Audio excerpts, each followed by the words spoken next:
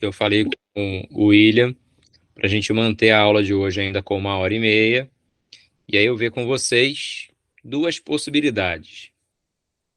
A primeira delas, que eu acho que é prudente, a gente já está aqui junto na quinta-feira, estender mais a aula.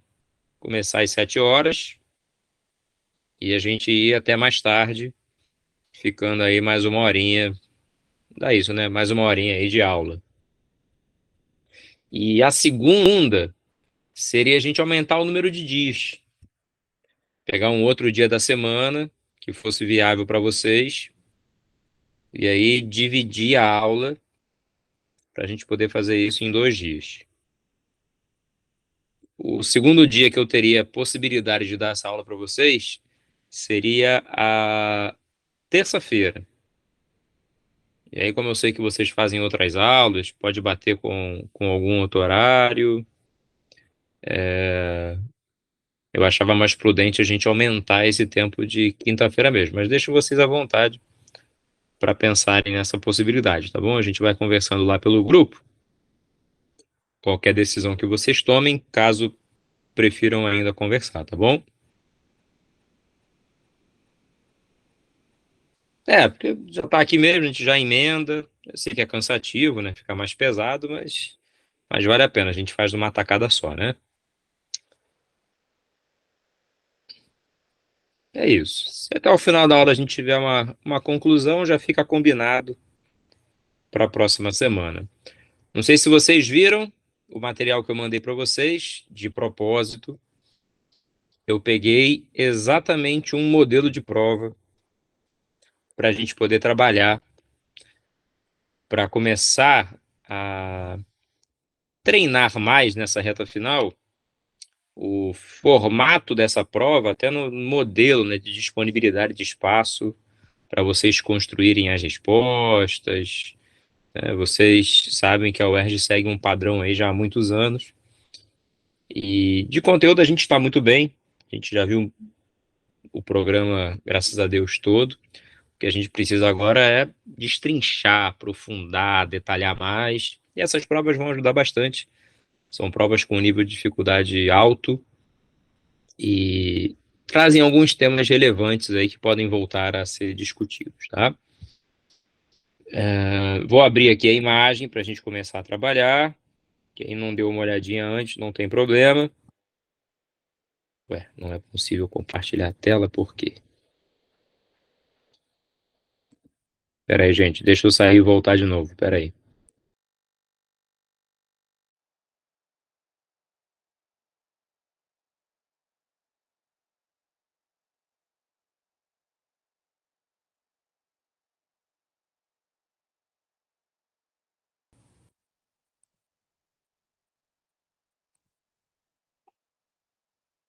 Ué,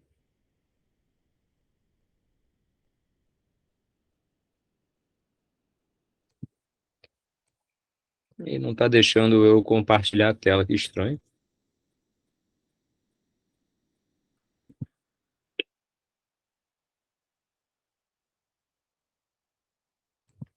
Uai, pera aí.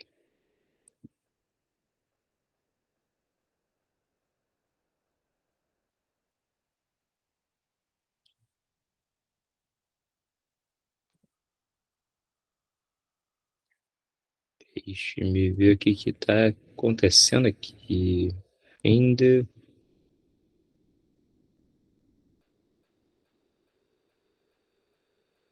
Ué,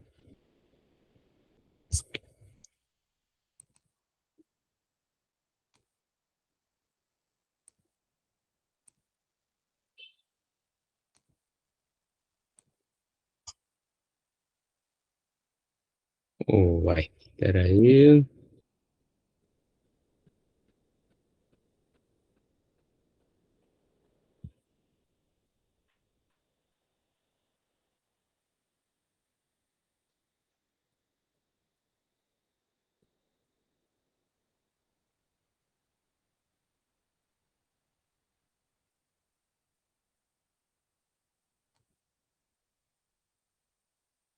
Peraí que eu tô tentando.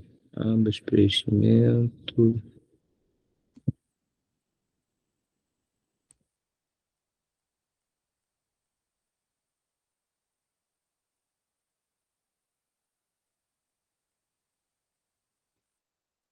Vamos ver.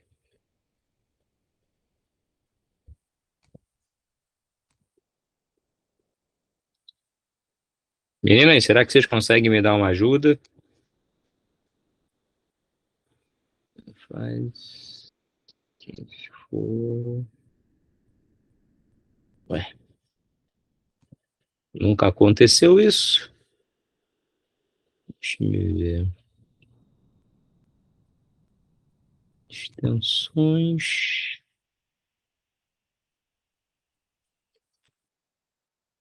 Espera aí, gente, deixa eu tentar descobrir o que que houve aqui.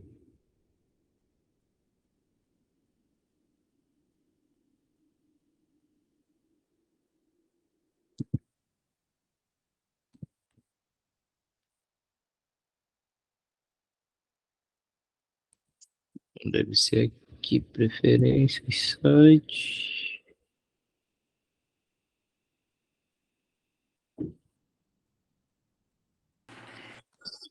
Oi, Felipe, eu posso apresentar para você? Deixa eu ver se eu conseguir aqui. Espera aí. Estranho. É, você precisa permitir. É, eu vou tentar pela última vez aqui, senão. Aí você abre para mim, Thaís, por favor, tá bom?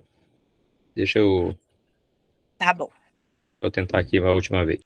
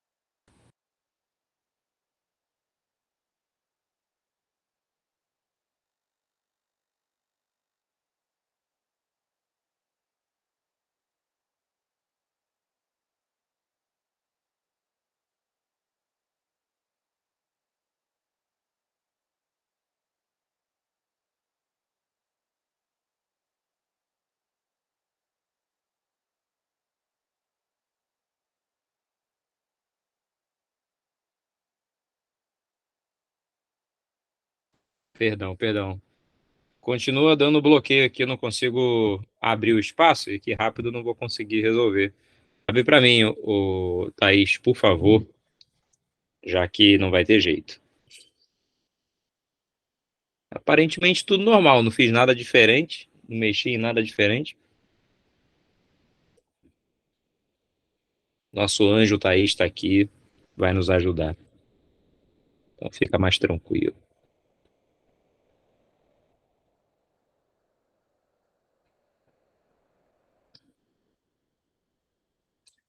Maravilha, Thaís, muito obrigado, hein?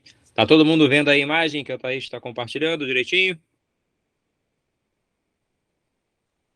Beleza, maravilha. Bom, a primeira questão desse material, vamos lá, para a gente recuperar o tempo. fala do Brasil e a distribuição da população ocupada por classes de rendimento médio mensal. Esse dado de 2012, né? Então, vocês conseguem ver ali a distribuição por faixas, né, de salários mínimos, número de salários mínimos, e a distribuição homens e mulheres para cada uma dessas faixas que vocês estão vendo. Como a gente pode perceber, há uma fortíssima concentração populacional na faixa ali, né, entre né, e no máximo de 2 salários mínimos, né?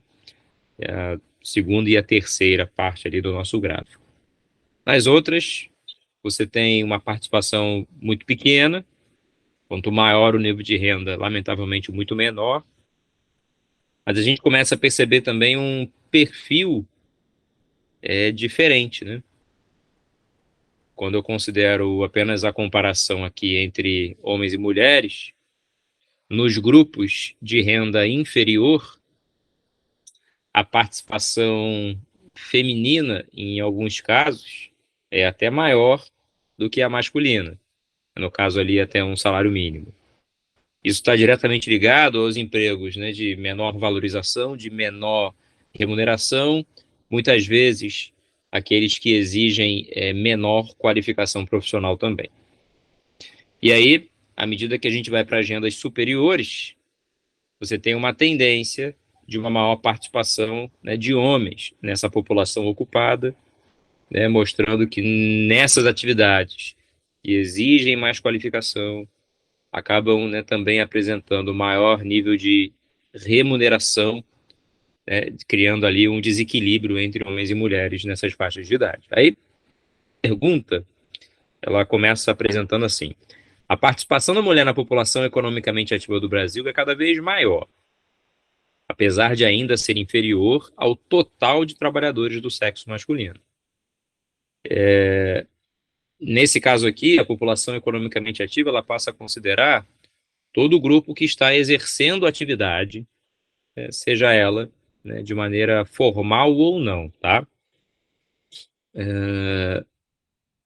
A partir do gráfico, compare a distribuição da população ocupada por classes de rendimento e de acordo com o gênero masculino ou feminino, tá? Então é só você olhar e explicar, né, fazendo essa comparação e explicar uma diferença que seja significativa. Basta você lembrar que as mulheres, né, elas representam, né, uma maioria nas faixas de salários até um salário mínimo, e nas demais faixas, os homens, eles são maioria.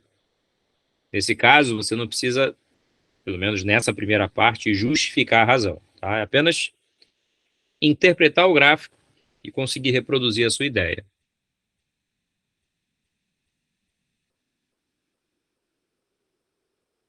Perfeito, aí, essa primeira parte aí, Tuane, perdão.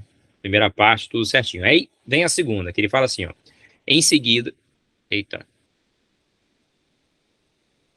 O que houve? Thaís caiu?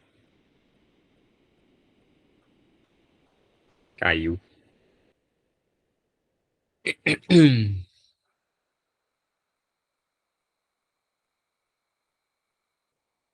Bom, até a imagem voltar, a gente vai desenvolvendo aqui o raciocínio, tá?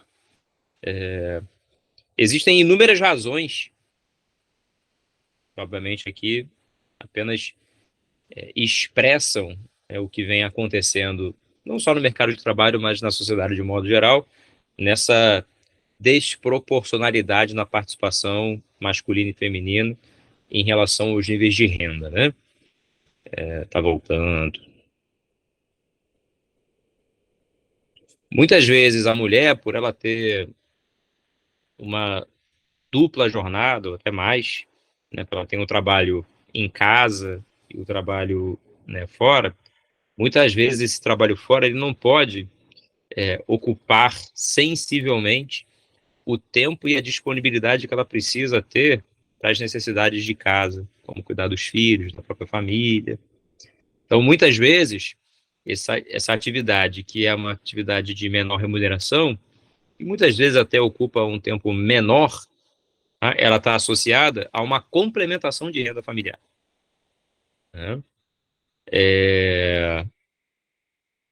Uma tendência, no entanto, que a gente vem presenciando, que está relacionado à questão, é que ele quer saber ali o aumento crescente das mulheres no mercado de trabalho, né? Citar uma causa, né, dessa participação. E essa questão da complementação da renda familiar passa a ser uma das justificativas.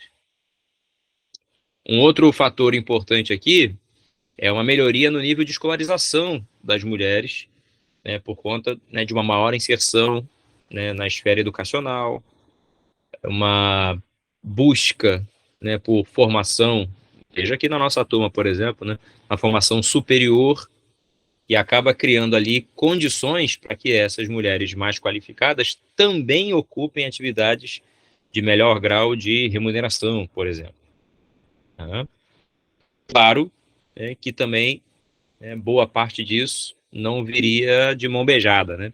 A luta das mulheres, os movimentos, né, voltados aos direitos da mulher, não só no mercado de trabalho, mas na sociedade como um todo, ainda vem, né, se constituindo, e à medida que avança mais lentamente do que deveria, você acaba tendo, né, uma menor discriminação dessa mulher nessas atividades que ela ocupa no mercado de trabalho. Ainda é, né, o mercado de trabalho muito seletivo.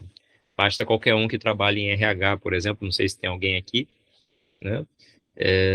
Mas há uma nítida tendência de priorizar, quando mais jovens, por exemplo, priorizar o sexo masculino no emprego, muito mais pela preocupação, né, do afastamento dessa mulher por conta de casamento, de filhos. E aí a situação passa a ser sempre conflituosa, né? Respeitar o desejo, a condição, né, de vida e os direitos para que uma mulher possa, né, casar, ter filhos e cuidar da família e da sua vida, e o interesse do empregador, que é ter um trabalhador que ele possa explorar em condições totais, né? Isso ainda é um problema, e não é só no Brasil não, tá? Isso se espalha pelo mundo inteiro. Sim, isso tem sido uma tendência, tá, Thaís? Na educação superior, por exemplo, a participação feminina hoje em dia é absurdamente mais expressiva, né? A gente está falando aí de quase 2/3 nas universidades públicas, tá? De maneira direta, quase 2/3 do alunado, né, que é aquele que ingressa e se forma, é do sexo feminino. Interessante. Ninguém nunca vai afirmar isso, né, Tony? Mas, infelizmente, o mercado reage sempre assim, lamentavelmente. Então, tua resposta tinha que gerar em torno disso. É um assunto que está até em evidência nesse momento, né? A redação do Enem acabou, de certo modo, trazendo à tona essa discussão. E como a UERJ é uma prova muito atualizada, os dados desse último censo, né, que são muito recentes, ainda estão sendo processados até, já apontam para essa tendência que já vinha acontecendo. Questão número 2, vamos a ela. Thaís, por gentileza. Estão com um gráfico difícil. Tá? Faixas etárias da população em 4 bairros da cidade do Rio de Janeiro até 2065, né? Fazendo uma projeção em cima dos dados. E os dados aqui eram os dados do censo até 2010. Essa tendência aqui, né, ela se acelerou aí nesses últimos anos para esse atual censo. Então ele mostra ali os bairros de Copacabana e Lagoa, tecnicamente, né, que são bairros com uma população com padrão de renda mais elevado, né, com mais acesso a recursos de infraestrutura para a vida, enquanto que a Rocinha e a Maré, né, estão no lado oposto disso, estão, né, em áreas carentes de serviços, uma condição de vida mais precária, né, com uma população com acesso mais restrito aos serviços que garantem uma melhoria na qualidade de vida. Tá? Aí a pergunta, né, é a seguinte: comparando as projeções para Copacabana e Lagoa com aquelas para Rocinha e Maré, no ano de 2065, Aponte 2 indicadores demográficos relevantes para explicar o contraste verificado e justifique a sua resposta. Existem 2 informações importantes e sempre que falar de estrutura etária, distribuição da população por idade, 3 conceitos são fundamentais: natalidade, mortalidade e expectativa de vida. Tá? Natalidade, mortalidade e expectativa de vida. Olhando aqui, ó, para o gráfico, eu estou passando a seta aqui, vocês não estão vendo a seta, né? Mas vamos lá. No grupo amarelinho ali, ó, de 0 a 14 anos, você vê uma tendência de diminuição em qualquer um dos bairros. Embora os números percentuais já sejam bem mais baixos em Copacabana e Lagoa do que na Rocinha e na Maré. Essa diminuição do grupo de 0 a 14 está diretamente relacionada à redução das taxas de natalidade. Ok? Você tem um menor número de jovens, porque esse vai ser o grupo que vai ser mais diretamente impactado pela redução da natalidade. Agora, quando eu vou ali para o grupo acima de 60 anos, você percebe que há uma tendência de crescimento em todos eles também. A diferença é o patamar em que se inicia o grupo com 60 anos ou mais, os idosos, né, em Copacabana e na Lagoa, para o da Rocinha e da Maré. Todos eles têm essa tendência ao crescimento. Isso significa o aumento da expectativa de vida, que acontece para todos eles. Tá? Então, aponte os 2 indicadores, taxa de natalidade e expectativa de vida. O que justifica no caso da taxa de natalidade? Né?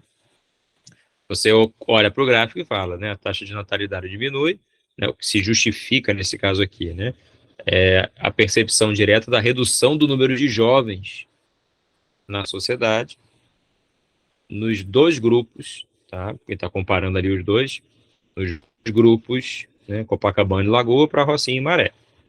Tá? Em relação à população adulta, né, você tem ali uma tendência de manutenção dessa diminuição.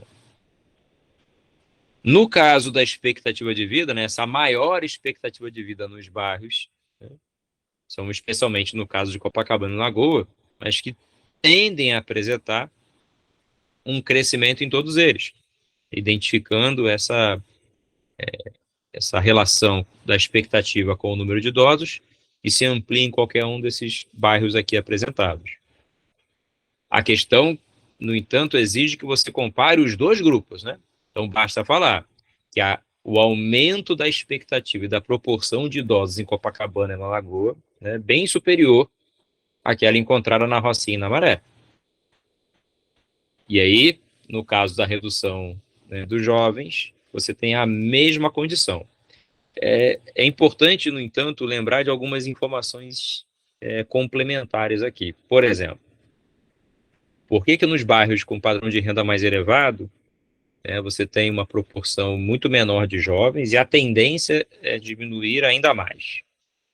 A explicação ela é complementar, né?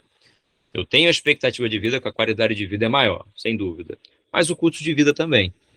Então, esse custo mais elevado faz com que as famílias optem naturalmente por terem um menor número de filhos.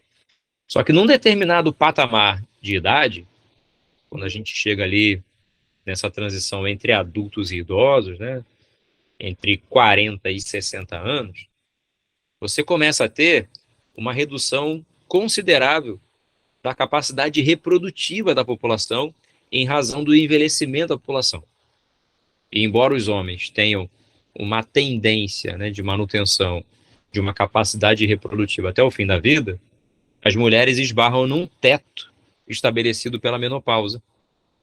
Então, por mais que a qualidade de vida seja maior, que a expectativa, por consequência, seja maior, que a qualidade de vida, né, esteja ali garantindo a eles até uma vida sexual ativa, a capacidade reprodutiva diminui.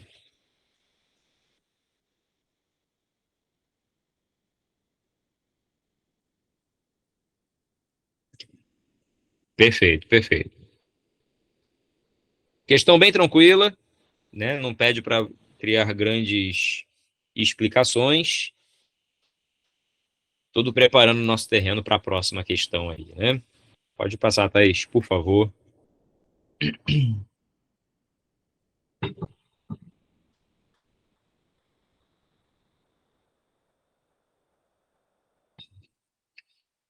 Tema lamentavelmente atualíssimo.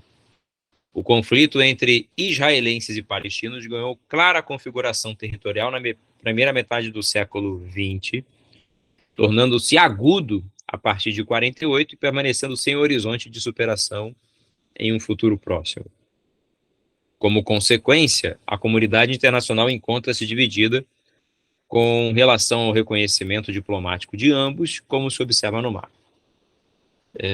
A razão dos conflitos específicos ali onde o Estado de Israel está e onde o Estado palestino poderia estar, remonta a um período milenar. Contudo, dentro da ideia de Estado-nação, isso começa ali no pós-Segunda Guerra Mundial, quando a ONU propõe uma partilha entre o território da Palestina, para uma parte virar o Estado de Israel e uma parte virar o Estado palestino. Exato. Os palestinos não aceitaram a proposta que foi estabelecida pela ONU de partilha da região e iniciaram uma guerra.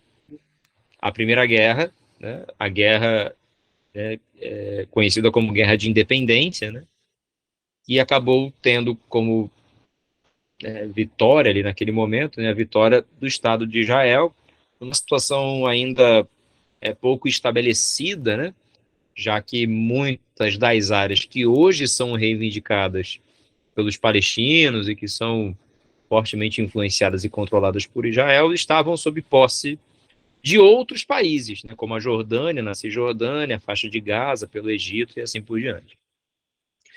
Inúmeros foram os conflitos, né? Alguns foram mais marcantes, vocês precisam lembrar de alguns, né? A independência, depois você tem a Guerra dos 6 Dias, que é em 67, a Guerra do Yom Kippur, em 79,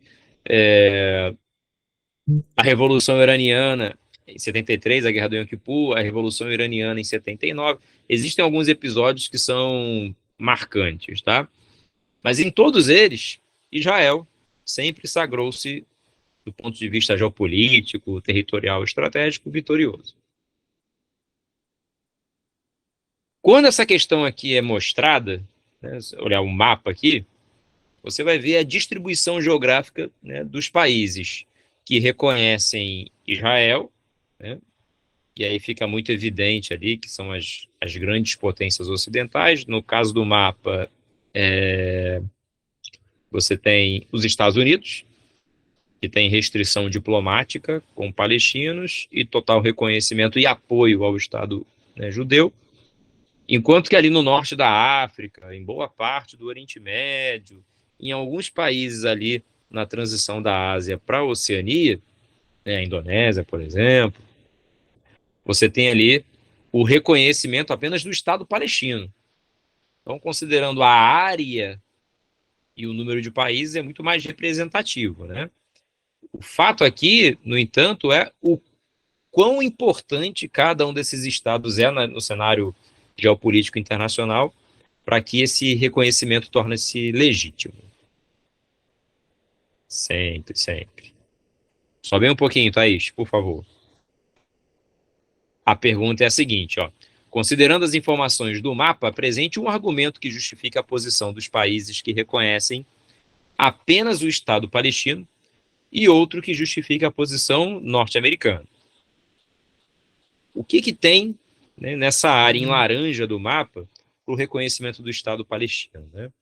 Existe nessa região uma forte relação que envolve aspectos étnicos e religiosos, sobretudo religiosos, tá?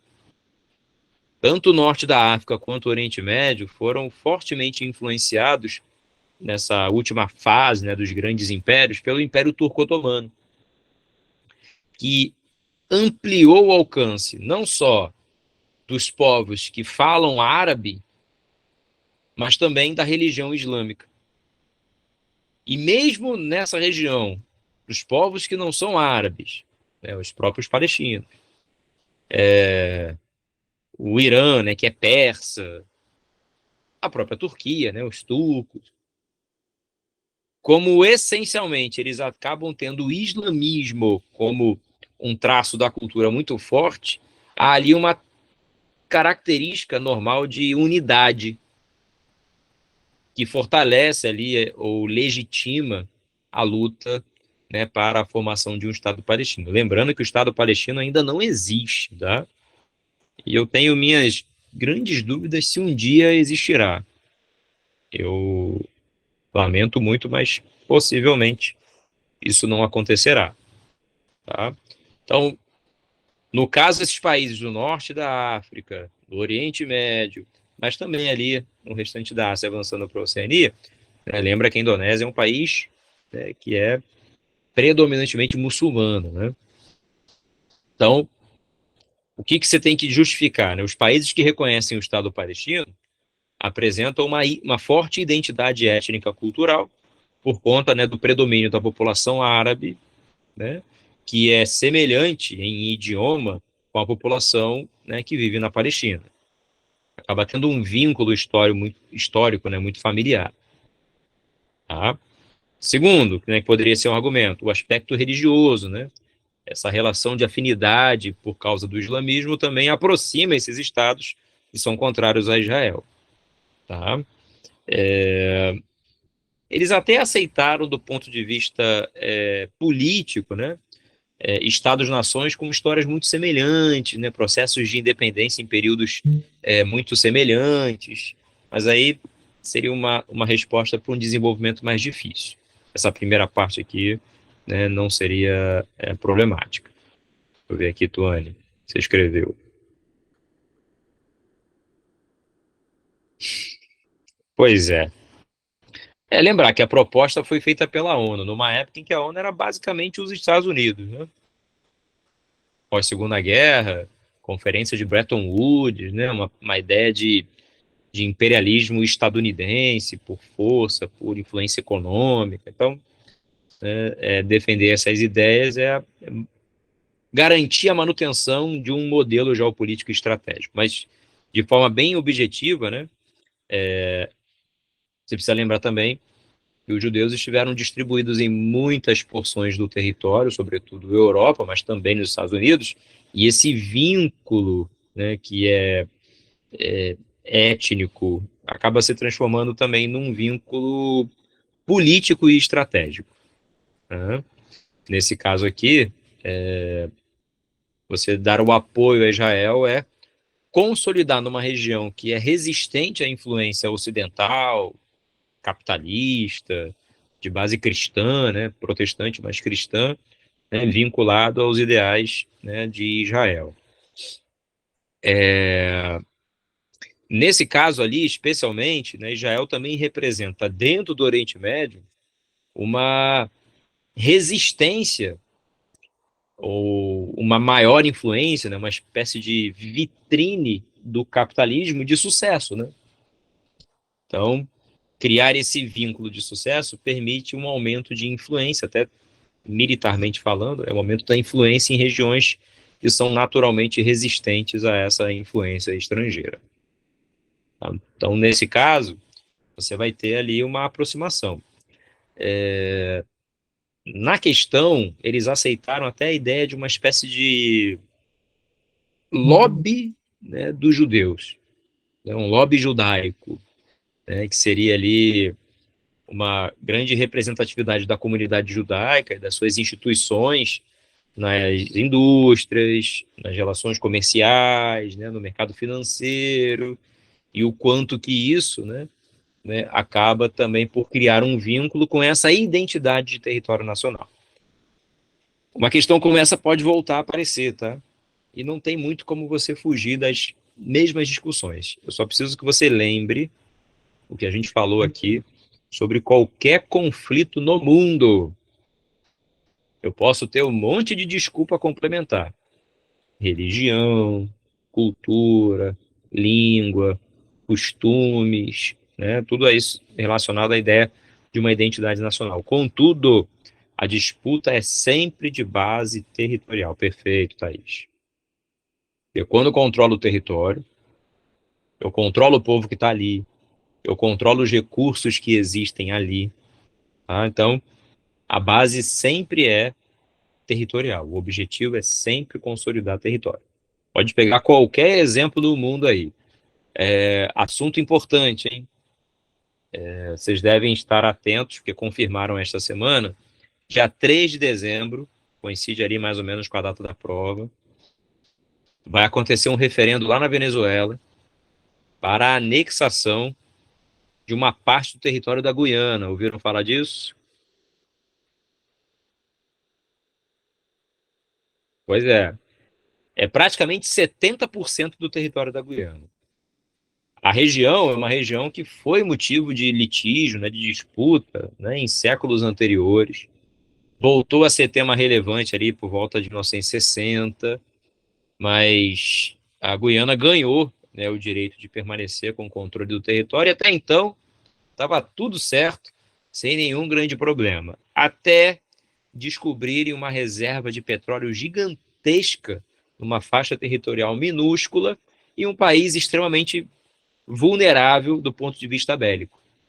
Resultado, caiu no colo do Nicolás Maduro a possibilidade de uma intervenção legitimada, né, pelo referendo popular e até de uma invasão territorial. Não se espantem se em dezembro, né, aconteceu um anúncio de uma guerra aqui nos nossos vizinhos, tá?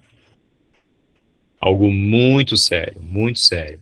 E sério de forma ainda mais grave por uma situação muito delicada. O Brasil é a grande potência regional e sempre foi um país famoso por ser muito diplomático, tá sempre em cima do muro, né? Conseguir negociar com as partes, mas nitidamente hoje, isso não é um problema, tá? É apenas uma constatação.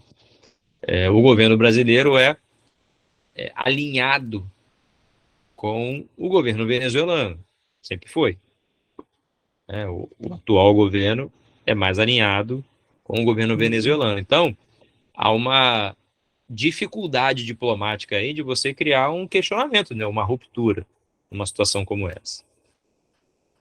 É quase que inevitável a intervenção estadunidense na região, tá? Quase que inevitável. Isso vai repercutir aqui no Brasil por conta das nossas fronteiras nacionais.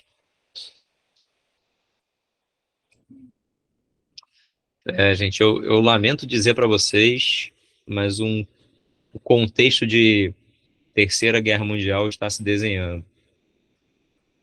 Tá? A Guerra Mundial ela é marcada por esses inúmeros conflitos em regiões diferentes, por razões diferentes e em momentos de crise, tá? É um cenário bastante preocupante. Não se preocupem que, no caso do Brasil, esse risco é mínimo, né? Os nossos vizinhos são ou muito alinhados ou muito frágeis. Então, o Brasil não está em risco, mas qualquer parceiro nosso comercial, se criar algum tipo de resistência, pode nos causar um problema. Por exemplo, os Estados Unidos impõe que o Brasil se posicione e o Brasil, sei lá, não se posicione. Pode sofrer sanções comerciais. Tá? O que pode cair numa prova aí? A questão do referendo, que pode legitimar uma invasão militar para ocupação do território da Guiana em razão de um argumento legítimo, tá? Diga-se de passagem, um argumento legítimo, né, que reivindica esse território por parte da Venezuela, fazia parte, né, do que era a antiga Venezuela, ruptura com a Inglaterra, né, e tudo mais, mas que a real motivação desse atual cenário é a descoberta de uma gigantesca reserva. Ela se assemelha ao nosso pré-sal, tá? Em volume de produção, né? Estima-se ela tem a capacidade do pré-sal brasileiro. A diferença é que a costa brasileira é gigantesca e a da Guiana é pequenininha, né? Então o petróleo está fortemente concentrado ali e é muito em razão desse recurso, não só pelo recurso, poder de venda, mas pelo controle estratégico do recurso, a Venezuela reivindica e provavelmente fará a invasão do território da Guiana.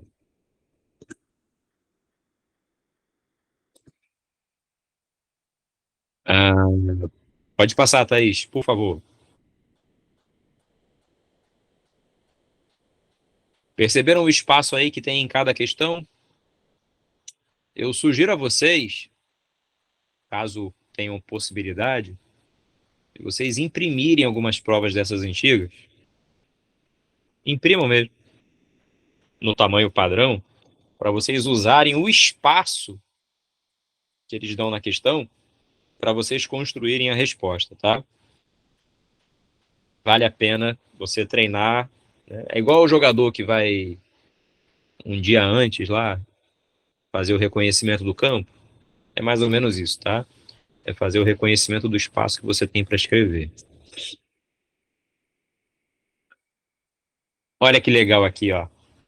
A sigla BRIC, o acrônimo, né, para Brasil, Rússia, Índia e China, foi criado em 2001 pelo economista Jim O'Neill, um relatório que mostrava aos clientes do banco Goldman Sachs o grande potencial econômico de tais países.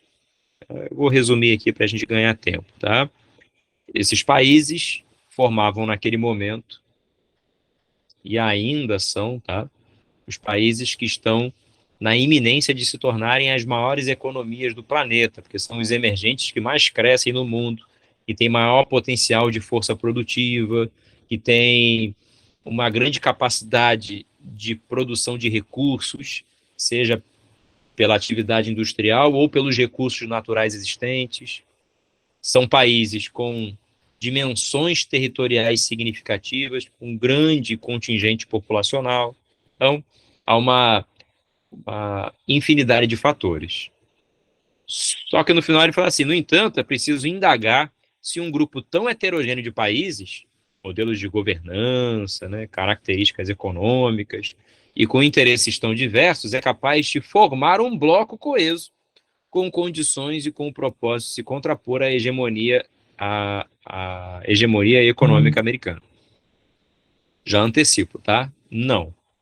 E com a expansão dos BRICS, que está acontecendo este ano, embora a representatividade política fique maior, a tendência natural é que o grupo seja ainda mais heterogêneo. Tá?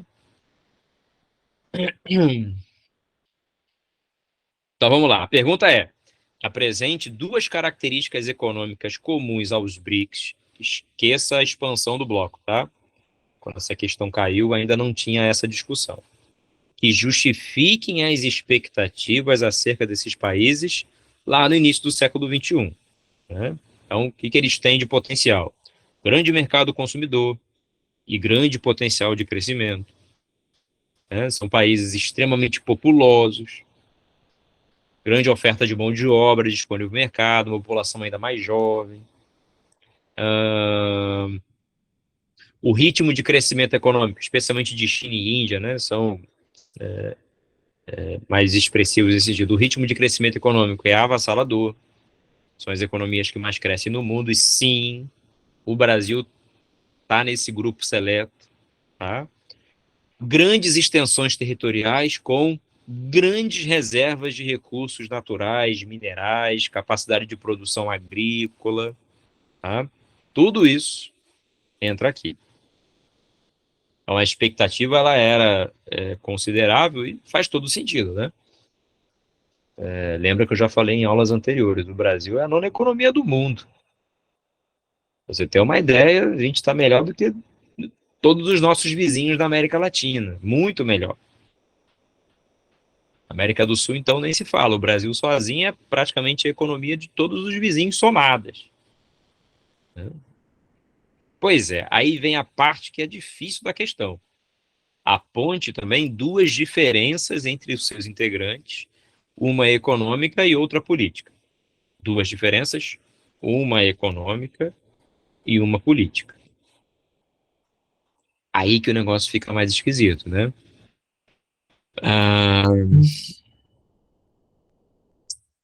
Do ponto de vista econômico, eu posso mostrar a realidade de China e Índia, até mesmo, né, do Brasil com a África do Sul, por exemplo. Embora estejam no mesmo bloco, né, no mesmo grupo de países, há uma discrepância muito grande entre eles. Né?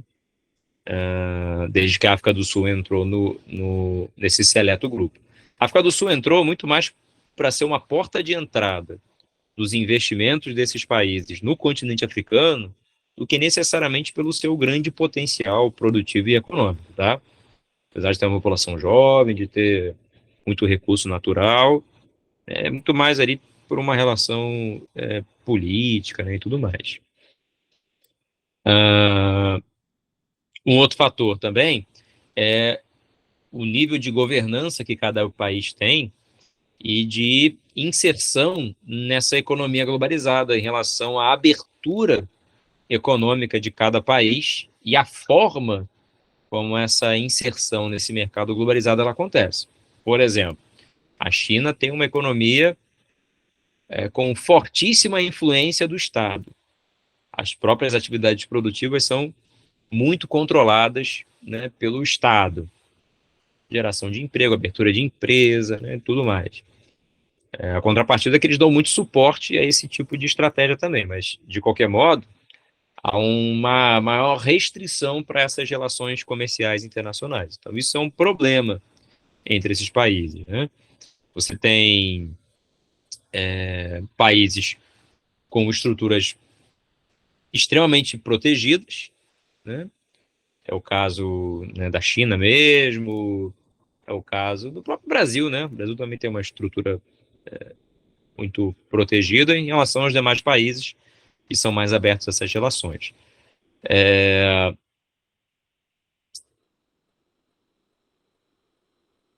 Modelo de produção também, né? China tem um modelo voltado para a produção de industrializados, de bens duráveis, não duráveis de maior valor agregado, né? Fala-se muito do nível de tecnologia, de investimentos, muito diferente de países como o Brasil e a Rússia, por exemplo, que são mais voltados à produção de commodities, a própria África do Sul, produção de matérias-primas, né? Então isso já cria aí um desequilíbrio entre eles.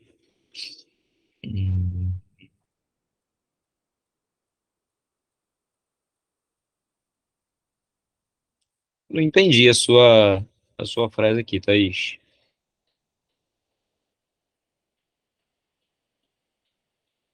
Vem para ajudar a expulsar de...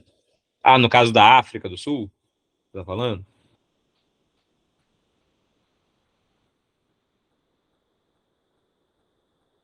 Ah, tá, mas aí a gente... Beleza, beleza. A gente pode pensar nisso do ponto de vista geopolítico, né? Basicamente, o que esses países fazem é uma maior pressão frente àquelas potências tradicionais que sempre impõem as suas regras, suas condições econômicas, né, os seus desejos, as suas necessidades. Esse é um ponto relevante aqui para se considerar. Mas aí, no caso do ponto de vista político, né, como você falou aqui, o Partido Comunista, né, a China é o único do mundo, né, com um modelo em que o governo é controlado por um partido comunista. O seu modelo socialista de mercado é aplicado em outros lugares, tá? É o caso do Vietnã, por exemplo. Mas como partido comunista, ditatorial, com forte centralização por parte do Estado, a China é bastante peculiar. Esse é um fator também que pode ser considerado, tá? A ação centralizadora do Estado. Um outro fator importante é o desequilíbrio bélico, né? Enquanto que Rússia, Índia são potências nucleares bélicas, os demais países não têm essa representatividade. O Brasil não tem, a África do Sul também não tem.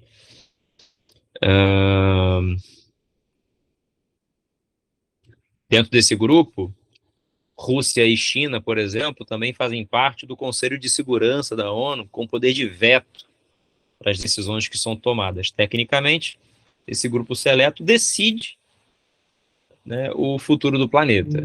A gente está ali nas mãos de 5 países, temos Rússia e China, especialmente de um lado, né, Inglaterra, Reino Unido, a França e os Estados Unidos do outro. Então, tudo isso, né, vocês poderiam colocar. Até a questão de ter no Brasil, na Índia, na África do Sul, modelos democráticos, né, o Estado de Direito em regimes democráticos, e no caso da China e da Rússia, não. tudo isso, né, poderia ser colocado aqui. Ele só pede duas, uma de cada. A lista é enorme, uma questão bem abrangente nesse sentido, tá? Perfeito. Agora, o que pode aparecer sobre os BRICS? E eu estou achando que pode cair uma questão dessa, hein? Que é a expansão dos BRICS no atual cenário. Quem é que entrou, né, nos BRICS nesse último momento de expansão? Entrou a Argentina, nosso vizinho, e aí não faz o mínimo sentido, né, a Argentina entrar. Justifica-se do ponto de vista econômico e estratégico, menos ainda do que a própria África do Sul. Tá? É uma economia extremamente fragilizada e em decadência, em franca decadência. É apenas um apoio regional aqui ao Brasil. Né? Então ali é uma aliança que se estreita, é muito mais pela necessidade do Brasil do que pelo potencial que a Argentina representa. Na África, né, entram o Egito, e aí faz sentido o Egito entrar pela posição geográfica, né, o canal de Suez e tudo mais. A Etiópia, que fica ali no chifre da África também, mas tem pouquíssima representatividade do ponto de vista político. A Arábia Saudita, né, tá nesse grupo aqui, os Emirados Árabes, né, e você ainda tem o Irã. Esses três em especial merecem um destaque. Egito e Etiópia entram, né, parcialmente nisso também, por conta da forte influência, né, da religião islâmica, né, do mundo muçulmano, e da fortíssima resistência que, sobretudo, o Irã faz em relação à influência dos Estados Unidos, dando uma nítida guinada dos BRICS em direção aos interesses, sobretudo de China, tá? De tabela. Então, a gente está se inserido num contexto internacional bastante preocupante, em que a gente, né, está mais alinhado a uma gigante potência econômica que vai, de fato, se transformar na maior do mundo, não tenha dúvida disso, que é a China, e todos aqueles que fazem parte da sua aliança estratégica, como fornecedores de matérias-primas, de suprimentos, alimentos, a contrapartida, uma dependência tecnológica de investimentos. O Brasil não é diferente. Fiquem atentos a isso, tá? O que esses países ganham importância? Rotas de transporte, recursos naturais, tá? Alinhamento político e ideológico com as potências que estão dentro dos BRICS. Só, por favor, tomem cuidado, hein? Os BRICS não representam um bloco econômico, hein? Os BRICS representam um bloco político. Cuidado com isso, hein? Um bloco político. Como bloco econômico, eles teriam que ter, no mínimo, livre comércio, sem o pagamento de tarifas de exportação e importação. Impossível isso acontecer, tá? A China quebraria todo mundo se isso acontecesse. Né? Seria uma burrice de qualquer país, né, desse grupo aceitar fazer parte de um bloco com a China, tá? Ah, Felipe, mas isso não traz repercussões econômicas? Sim, há uma forte representatividade nesse sentido. No entanto, o bloco ele é político, o que ele busca é ter mais representatividade no cenário geopolítico internacional e menor dependência das potências tradicionais. Lembra disso, tá? Maior representatividade no cenário geopolítico internacional e menor dependência das potências tradicionais. Isso aí é o resumo básico sobre os BRICS. Sim, Thaís, tem muita, tá? Mas principalmente também o controle de recurso, tá? A Arábia Saudita, inclusive, está se mostrando um player bastante delicado. A Arábia Saudita é fortemente aliada dos Estados Unidos, mas estreitou laços recentes com o Irã, entra nos BRICS ao lado de China e Rússia, ou seja, a Arábia Saudita está do lado de todo mundo. E o que a Arábia Saudita representa, né? Tecnicamente, a maior potência do Oriente Médio. Tá? Tecnicamente, a maior potência do Oriente Médio. Disparado, tá? Existem outros lugares ricos, como os Emirados Árabes, mas nada se compara ao tamanho da influência econômica da Arábia Saudita. Vou passear na Europa, por exemplo, os investimentos saudistas estão em todos os lugares, tá? Do entretenimento, dos jogos, do setor imobiliário. Se quiser morar em Londres, você provavelmente vai ter que comprar ou alugar algo que é controlado por algum fundo saudita. Fiquem atentos a isso, ok?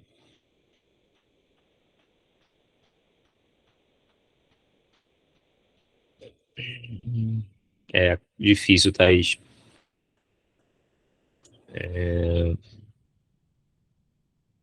Difícil saber. Joelma, maior representatividade no cenário geopolítico internacional e redução da dependência das potências tradicionais.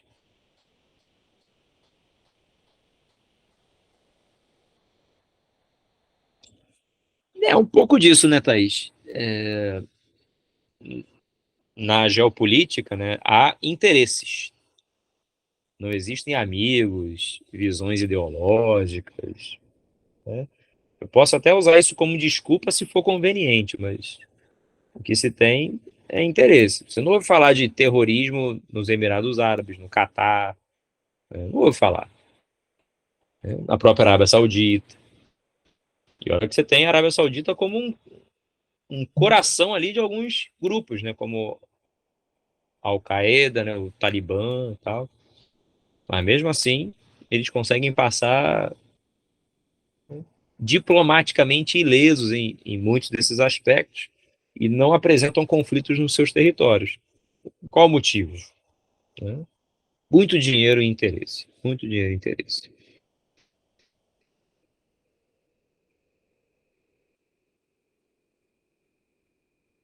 É. Vamos lá, próxima questão. Questão 5. Pode passar, Thaís, por favor. Deixa eu ver o horário aqui.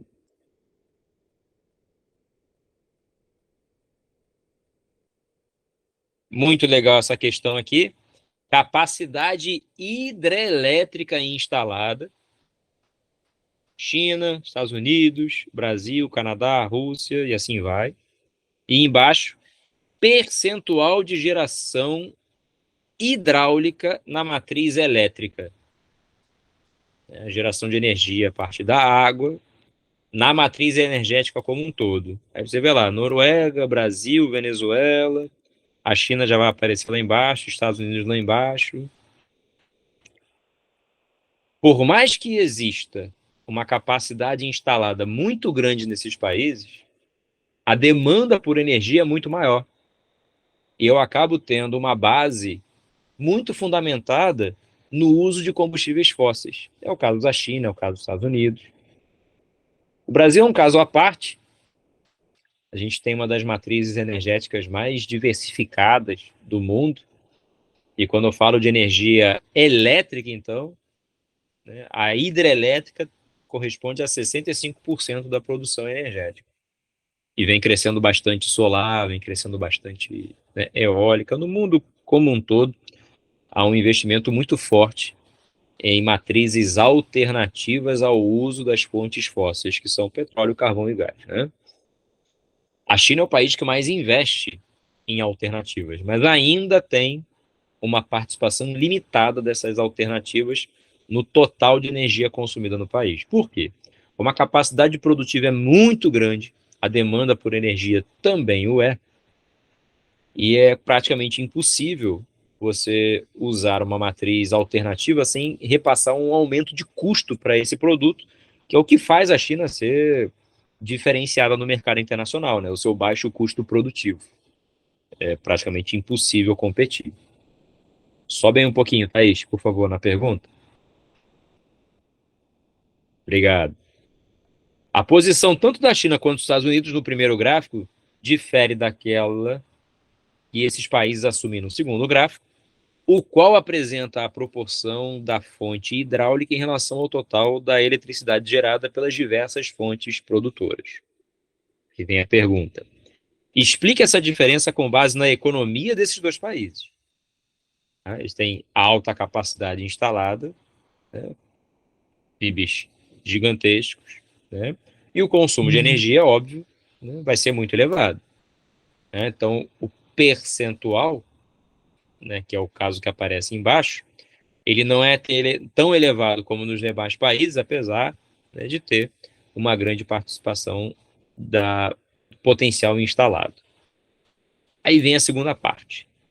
Apresente ainda uma vantagem e um problema, ambos de caráter ambiental, para os países com os mais elevados percentuais de utilização de energia hidrelétrica. Aí é tranquila, né? Qual é a vantagem ambiental? Do ponto de vista ambiental, a fonte hidrelétrica é considerada uma fonte limpa e renovável de energia. Sim, verdade. Então você tem ali uma vantagem por ser renovável, por ser energia limpa, né, que não emite poluente atmosférico.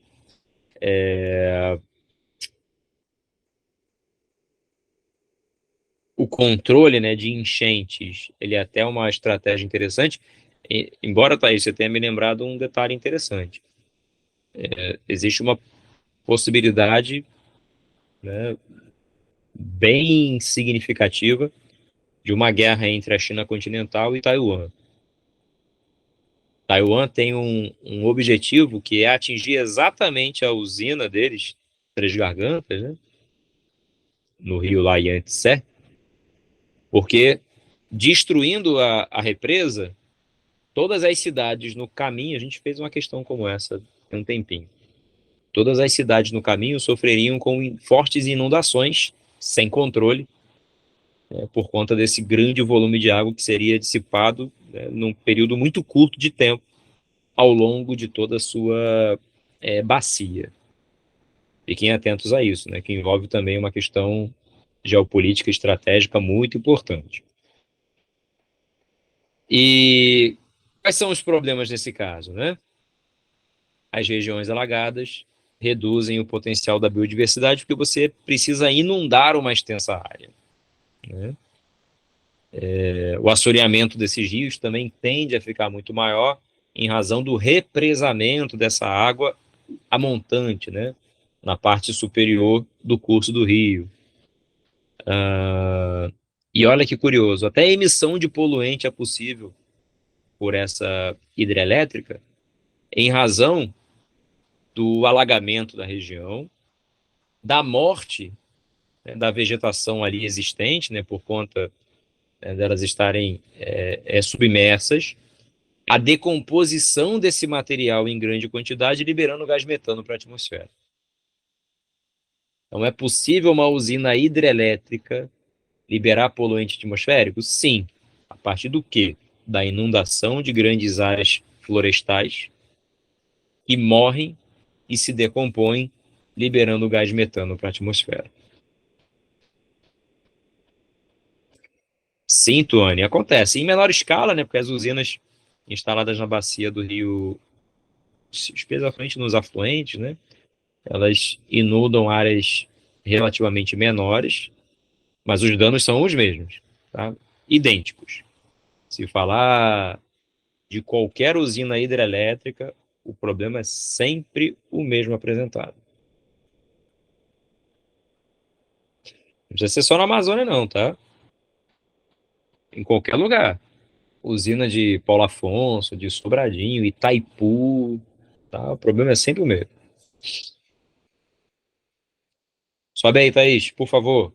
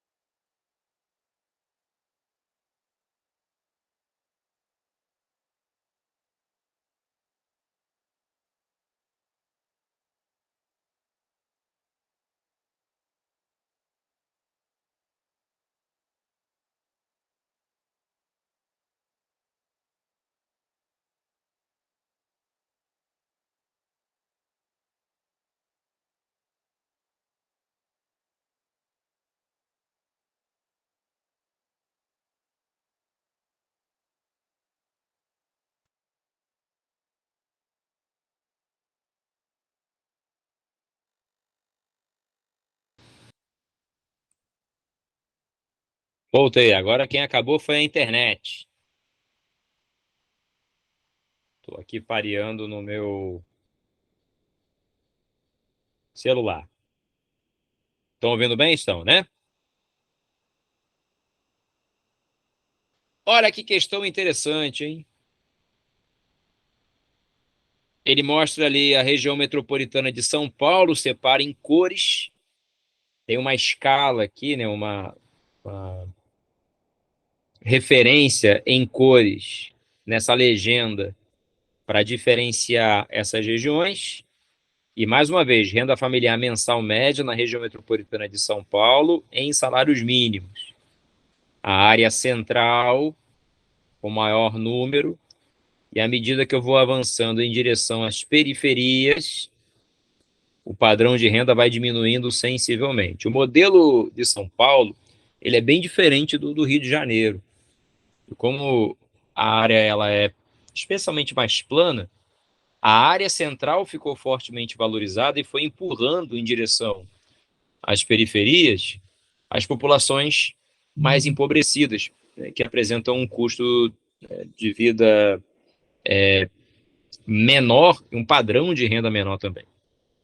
E aí, a gente tem aqui, né, a ideia da segregação residencial urbana, modelo 1, modelo 2 e modelo 3, indicando aqui uma representatividade de modelos distintos, tá?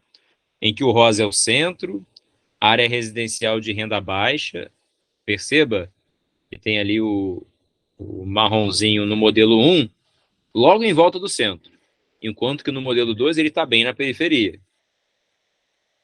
O amarelinho ali de renda média, né, logo na sequência do modelo 1, semelhante ao modelo 2 e bem diferente do modelo 3.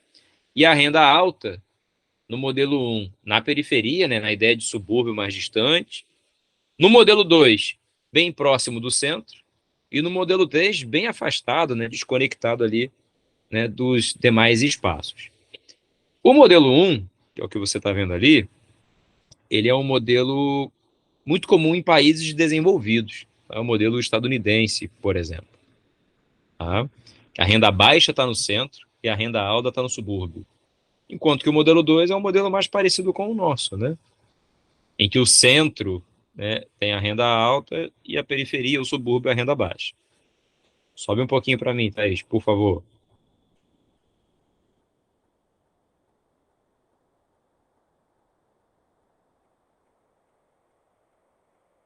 Obrigado. Após a análise comparativa das imagens, aponte o modelo de segregação residencial urbana que se assemelha àquele apresentado no mapa. Qual modelo que eu consigo ver? Modelo 2, perfeito. É o modelo padrão para o Brasil. Já caiu na UERJ uma questão que falava assim: assinale a alternativa cujo o padrão de subúrbio apresenta um conteúdo social que se difere da realidade brasileira. A questão mostrava um jogo de futebol entre o Madureira e o Botafogo, mais uma vez o Botafogo, indicando o Botafogo como uma área central, alta renda, Madureira um bairro de subúrbio, baixa renda. Qual era o exemplo que representava um modelo diferente? Ou seja, que a baixa renda está no centro e a alta renda no subúrbio. Era o modelo estadunidense. Era uma prova até de primeira fase, objetivo. Aí vem aqui, ó.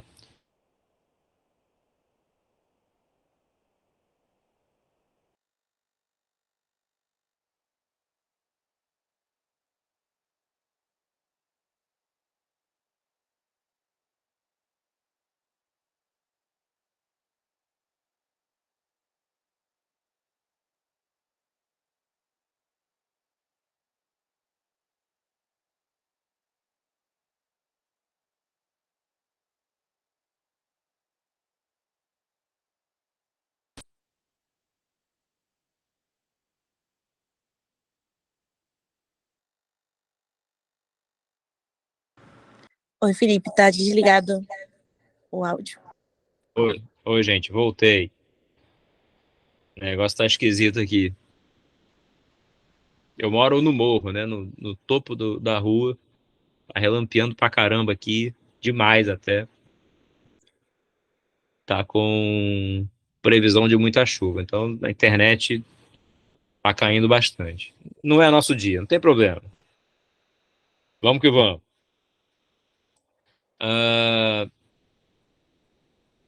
Por que que na área central, então, de um país como o nosso, né, você tem ali um padrão de renda mais alto? Porque você passa a ter também maior investimento em infraestrutura, em serviços que atendem a população, né, seja, né, serviço público ou privado, e, consequentemente, isso também se reflete no padrão de moradia, né, na qualidade dos imóveis. Tá? Você tem maior presença do Estado, então você tem maior nível de segurança, né, oferta de transporte, de lazer, né, de equipamentos culturais, né, shopping centers, entre outras coisas. Tá? Se a pergunta fosse o padrão do modelo 1, por exemplo, aí seria diferente, tá? Os centros, por serem de um padrão de urbanização mais antigo, ele acaba tendo menos infraestrutura, espaços mais antigos, prédios mais antigos, ruas mais estreitas, o que afasta o público de alta renda desses lugares, que vão morar em condomínios afastados, tá? É meio que o padrão que se desenhou. São Paulo também, né, tem essa tendência, mas se desenhou especialmente aqui no Rio, quando a cidade avançou para a região oeste, né?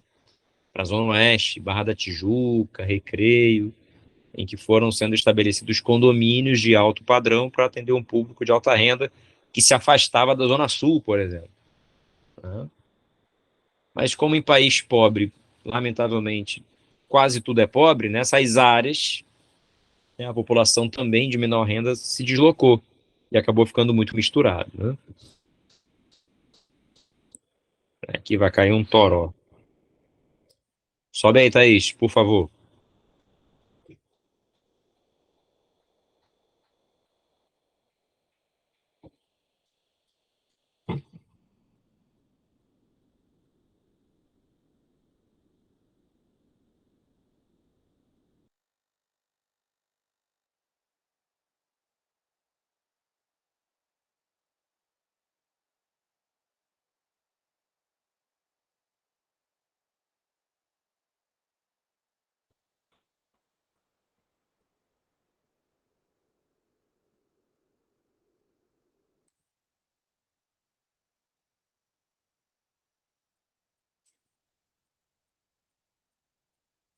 Gente, ó, se cair de novo, a gente dá um jeito de, na semana que vem, dar uma compensada nessa perda de aula, tá?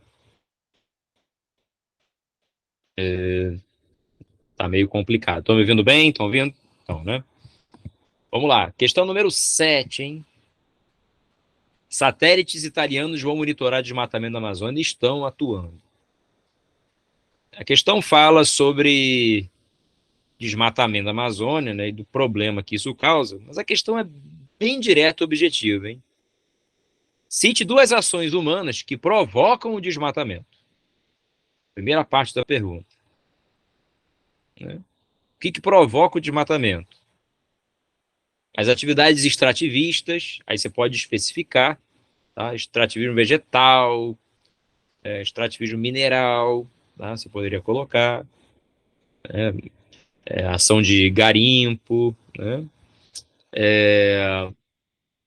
As queimadas, que são comuns na região, para fazer abertura de pasto, né? Para atividade agrícola ou agropecuária, bem tranquilo.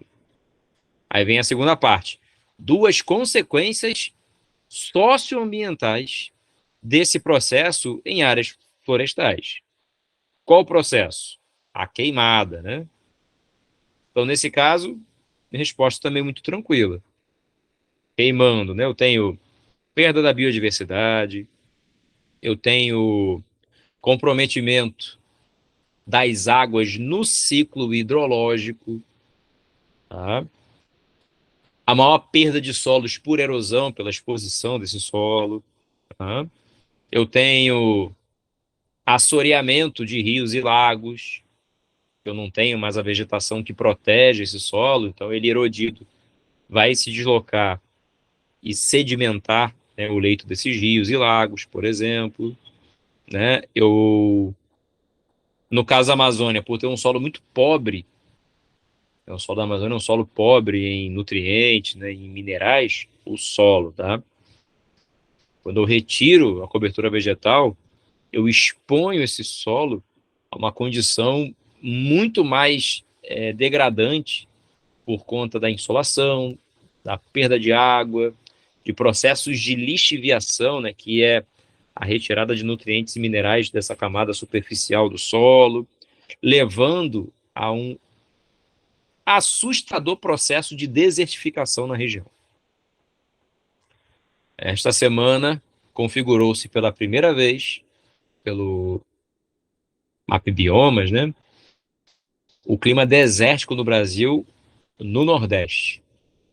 Pela primeira vez configurou-se um clima desértico onde era semiárido. E isso tem se estendido em direção à região norte do país. Existem fatores naturais que comprometem, né, essa condição atualmente, inclusive o El Niño, né, que virá com muita força. Ele ainda nem está no seu ponto máximo, hein? Essas ondas de calor que a gente está vendo vão se agravar. A seca na região norte tende a se agravar. E no ano que vem, no período de inverno, a seca aqui tende a se agravar, comprometendo até abastecimento hídrico, hein? Pode anotar no que eu estou falando aí. Infelizmente, isso é possível de se prever. Desertificação na Amazônia. Sim, no caso, Thaís, há uma tendência dessa savanização, né?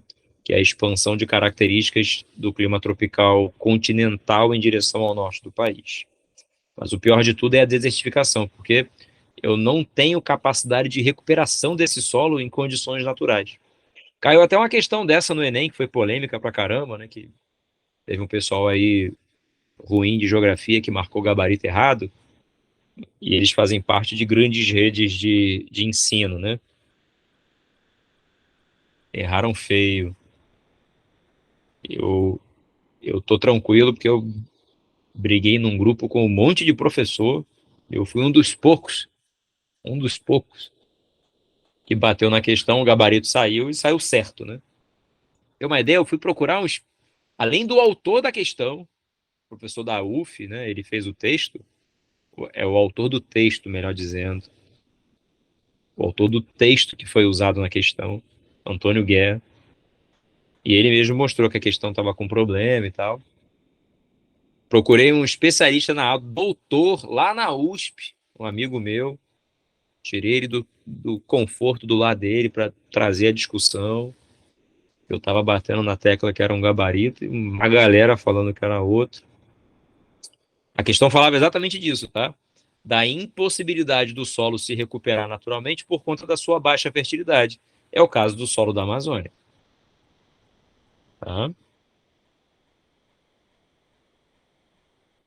Era a questão que falava sobre a impossibilidade do solo se recuperar naturalmente. Aí a resposta era a baixa fertilidade do solo. A prova amarela que eu compartilhei com vocês era a letra C. É questão 68 ou 58? 68. Só que muita gente estava falando sobre a decomposição do substrato. O substrato não é solo, né? E sua decomposição, inclusive, aumenta a fertilidade, não diminui. Tá? Ela parecia uma questão simples, tá? Parecia, mas gerou muita polêmica. E o pessoal de rede grande aqui do Rio de Janeiro errou feio. E eu avisei, hein? Eu avisei.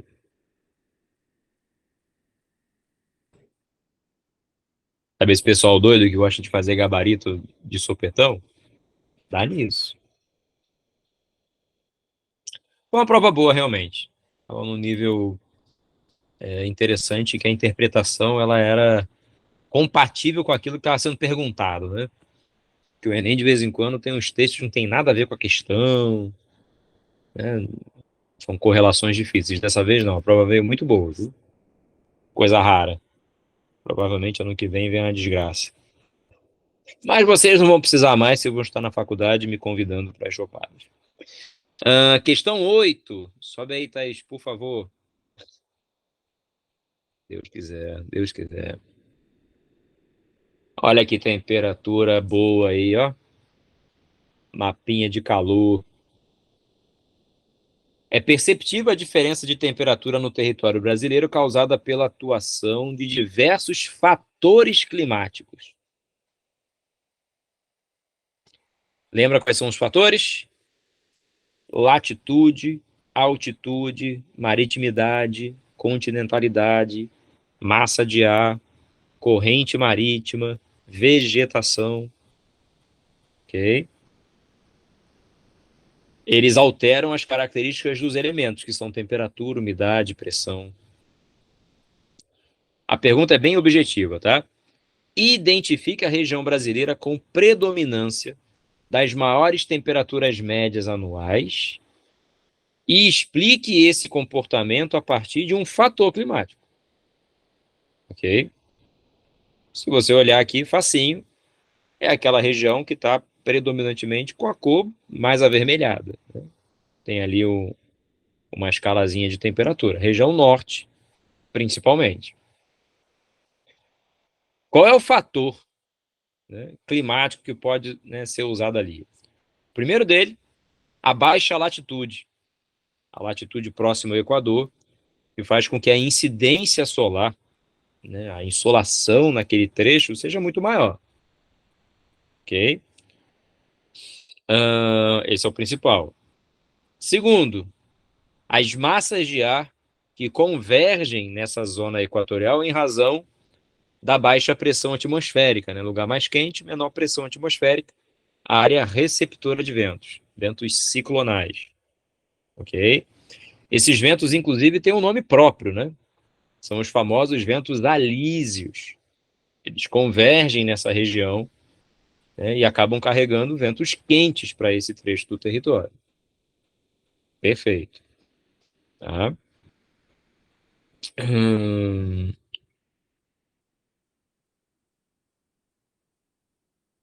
Aí vem a segunda parte. Em seguida, aponte dois fatores climáticos, tá, que influenciam os valores de temperatura na região sul do país.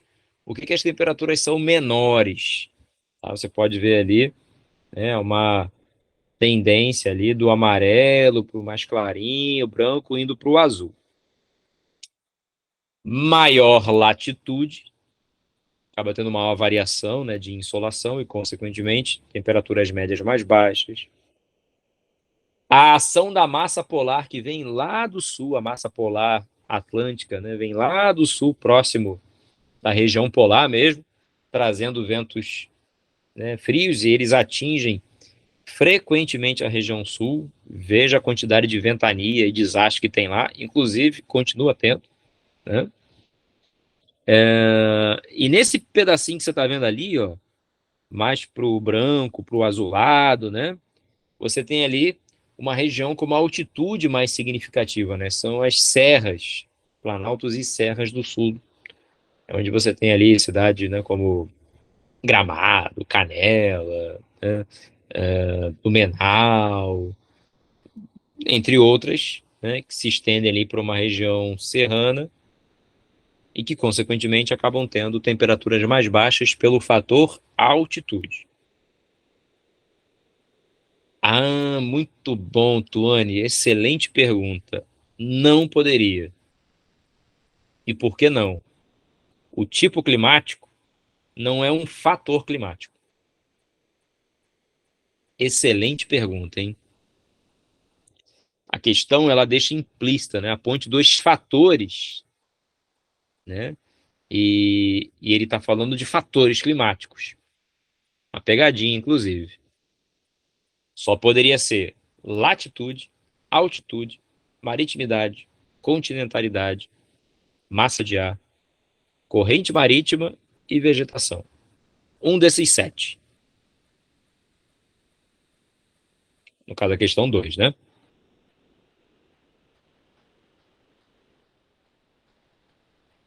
Muito bom.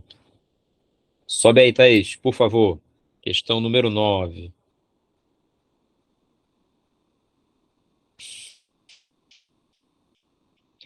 Crise dos refugiados, o texto é de 2016, um período auge, né, da crise de refugiados na Europa. Entre 2013 e 2017 foi o período mais crítico da onda migratória vindo, principalmente do Oriente Médio e do Norte da África. Do Oriente Médio, né, o fluxo vinha principalmente da Síria, refugiados sírios, e do Norte da África, de um grande grupo de países, né, Tunísia, Argélia, Líbia, do próprio Egito, muito em razão de desdobramentos de um grande processo político que aconteceu na região, que se transformaram em guerras civis muito sangrentas, ligadas à Primavera Árabe, tá? Um movimento de insurreição popular contra governos ditatoriais no norte da África. A pergunta é a seguinte: o conceito de refugiado foi elaborado em 1951 em uma convenção da ONU. São consideradas refugiadas todas as pessoas que se encontram fora do seu país de origem e que não podem ou não querem regressar a ele por causa de fundados temores de perseguição por questões étnicas, raciais, religiosas, tá? Entre outros. Aponte dois motivos de perseguição às pessoas que se tornam refugiadas. Então, entre os motivos, questões étnicas, raciais, religiosas, tá? Por determinação sexual, por ideologia política, tá? Todos esses entram na condição de uma migração forçada. Agora, tem um detalhe, hein? Quando o gabarito dessa questão foi feito, ele não considerou os refugiados climáticos, hein? Mas no gabarito estendido poderia considerar também, que é aquele indivíduo que acaba tendo que sair do local em razão de um vulcão que explode, né, de um furacão que passa destruindo tudo, né, de enchentes muito severas, né, de uma desertificação antrópica, né, pelo uso do solo de maneira indiscriminada. Tá? Então, também é possível, sim, Thaís, é possível considerar no gabarito estendido, tá, os fatores que são climáticos. Nesse material que eu vou mandar para vocês, isso não está lá no gabarito, que foi o gabarito que a UERJ divulgou primeiro, né? Mas no gabarito estendido foi considerado, tá? Sei, até porque nesse ano participei da correção e isso era considerado no processo de avaliação, tá? Sim, costumo corrigir provas. Da UERJ, particularmente, eu gosto. Indique ainda duas consequências demográficas para a área de origem desses refugiados, ou seja, de onde eles estão saindo. Quem sai geralmente é uma população mais jovem, né? Então você tem ali uma tendência do envelhecimento da população, porque proporcionalmente os mais jovens saem especialmente aqueles que são do sexo masculino, né, pela facilidade desse deslocamento. Então há uma tendência, né, de um envelhecimento da população. Além disso, como é uma crise que geralmente provoca, né, essa saída, essa migração forçada, há uma tendência também de que as taxas de natalidade caiam muito e as de mortalidade cresçam. Então você acaba tendo ali uma tendência até de alguns períodos de diminuição da população, o inverno demográfico, tá? Isso pode acontecer. Ou a diminuição do ritmo do crescimento, ou até a diminuição da população. Você diminui também, essencialmente, a população economicamente ativa, porque, como eu falei, são os mais jovens, né? Adultos de menor idade e os jovens de maior idade, que acabam migrando com mais facilidade, deslocando-se para outras regiões, até como estratégia de sobrevivência. Perfeito, tá? Diminuição da taxa de natalidade, envelhecimento da população, redução do ritmo de crescimento populacional ou até diminuição da população. E vamos dar tempo, né? Hoje o horário ficou comprometido, vou passar 5 minutinhos, tá bom? Vamos à questão 10. Por favor, Thaís. É a última. Questão super tranquila. Chuva ácida. Por definição, chuva ácida é um dos impactos ambientais causados em decorrência do aumento da emissão de poluentes. Passou direto, do aumento de poluentes atmosféricos, especialmente aqueles de origem carbônica, né, por conta da queima de combustíveis fósseis, que reagem com as partículas de água na atmosfera, aumentando o seu nível de acidez. Felipe, tem chuva ácida que não é impacto ambiental? Tem. É aquela chuva que reage com as partículas que existem no ar, mas numa concentração muito menor, no nível de acidez, por consequência, muito menor também. Tá? O que eu vejo nesse mapa aqui? As regiões mais urbanizadas e mais industrializadas do mundo são aquelas que estão mais vulneráveis, mais suscetíveis ao problema da chuva ácida. Noroeste dos Estados Unidos ali, a Europa, né, e algumas outras regiões, né, do planeta em menor escala. Esse mapa já mudou bastante, né? É 2014. Se eu pegar um de hoje, 2023, eu vou ver que aquelas bolinhas na Ásia ali se tornaram mais destacadas, né, do que eram no passado. E no passado até relativamente recente. A pergunta é, com base no mapa, identifique duas áreas onde acontecem chuvas ácidas com maior intensidade. Assim, né? América do Norte e Europa, pode até especificar, né? O Nordeste da América do Norte e a Europa Ocidental. Aí vem a segunda parte. Apresente também uma causa desse fenômeno e uma consequência para as áreas onde ela ocorre. Uma causa, o aumento de poluentes pelas fábricas, né, poluentes industriais, por automóveis, tá? A queima de combustíveis, né, pelas usinas termoelétricas, que são muito comuns na região. A Europa, por exemplo, tende a aumentar a chuva ácida nos próximos anos em razão do aumento do consumo de fontes fósseis mais tradicionais, como o carvão mineral, por exemplo. Inclusive na Alemanha, hein? Se aparecer, pode apontar o aumento da queima, né, de carvão mineral em razão da crise energética relacionada com a, a queda no fornecimento por parte da Rússia, né? E aí, como consequências? Contaminação de água, de solo, né, de lençol freático, da vegetação, da perda da cobertura vegetal, né, da perda da biodiversidade em razão dessa contaminação. Tá? E eu posso, inclusive, estender isso para a deteriorização de patrimônio arquitetônico e cultural, já que a acidez da água, né, leva à deteriorização dos prédios, das pontes, das obras de arte expostas. Esses dias, numa aula de turma especial também, específica, o aluno falou assim: é o caso que envolve a Estátua da Liberdade? Aí eu falei, sim. E aí os alunos ficaram, mas ela tá lá, né? O formato dela, né? Tá preservado. Sim, até porque existe uma manutenção que é feita ali. Contudo, a Estátua da Liberdade, ela é de bronze. Ela deveria ter um tom, assim, bem avermelhado, né? De bronze. Mas por conta das chuvas recorrentes e da acidez da chuva, ela ficou com aquele aspecto azulado.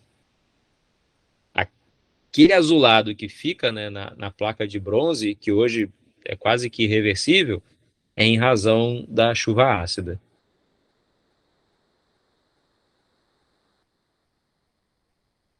Exatamente. Acelera o processo de oxidação, né? Cria aquele azinabre, né, que é um material que acaba recobrindo essas áreas por conta dessa acidez. Acontece muito em área que tem contato energético, né, bateria de carro, por exemplo. É bem semelhante àquele material que se acumula ali. Peguem aí, por curiosidade, depois, imagens da Estátua da Liberdade quando ela foi recém-instalada, né? e como ela seria originalmente. Ela seria de bronze. Muito legal, né? Enfim, passei 8 minutinhos, passei até menos do que eu imaginava, tá? Thaís, muito obrigado aí pela ajuda. Vou tentar descobrir aqui o que aconteceu. E semana que vem, então, a nossa aula na quinta-feira vai ficar estendida, né? Eu vou tentar Valeu, ver Felipe. com. Obrigado. Então, vou tentar ver com o William se ele consegue umas aulinhas extras para a gente também. Sempre é bom, né? Mas o combinado é quinta-feira. A gente começa às 7 horas e acaba meia-noite. Beijos. Fiquem com Deus, tá? Cuidem-se. Tchau, tchau.